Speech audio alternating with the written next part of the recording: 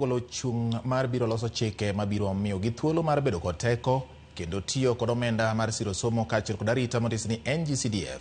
Higa mokalo do ne ogolo ng'eto mane okoni jood bura osebedo katiyo kod NG-CDF ataro mar chik kendo omenda no koro ne ok dhi ne jood bura ni mar ne en oko mar katiba. Magi weche ma okwedi kod jood bura ka ginie romo makende Naivasha e kaunti ma Nakuru. Walter Nyambaga noluwo wachni. Ng'eto mane ogol kod aput mar jong'ad bucha dek moting'o Justice Mugure Thande, Kanyi Kimodo to kod Roslyn Aburili tarik 20 mar dwe mar 9 higa mokalo mane oyango ni omenda mar siro somo mar NG-CDF jood bura osebedo katiyo godo oko mar katiba kendo sirikal koro nyaka ng'wed omenda no oko e aguch kuonde mag chung ute bura.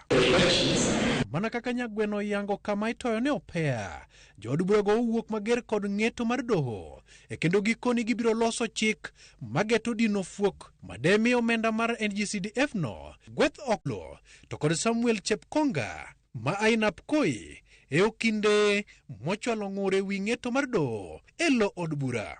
The High Court declared NG-CDF Act unconstitutional and held that the fund and all its projects and programs shall cease to operate next year. This matter has certainly far-reaching implications for service delivery to our people.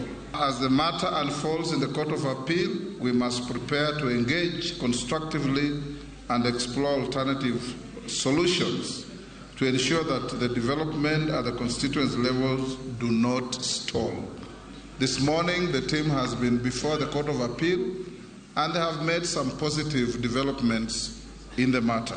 Romo mane obagi Naivasha motelo ne yao od bura tok yo mar dweche 2, jotelogo bende oyango ni gidhi yaro chik mabiro chiwo thuolo ne jo od bura mang'ur ma ok yuda heri e tok bilo mana od bura dichiel kende. Issues that concern the people we represent being taken up by the other house. And Honorable Speaker, if you read the Constitution clearly, it is the National Assembly that represents the people. The Senate represents the counties. And therefore, topical issues on issues that touch on our constituents and on Kenyans, the first point of call should be the National Assembly. Ekideno, bende Speaker mar od bura Moses Wetangula to kod jo od bura mamoko opoyo okang' mokaw kod jatend piny William Ruto mar chuoga put madhi yiero commissioners mag duol mar IBC gikoni apudno nyaka koro kasre. We have lost a lot of time because of being embroiled in court. We do not know whether there will be possibility in delimiting boundaries. They were sworn in yesterday.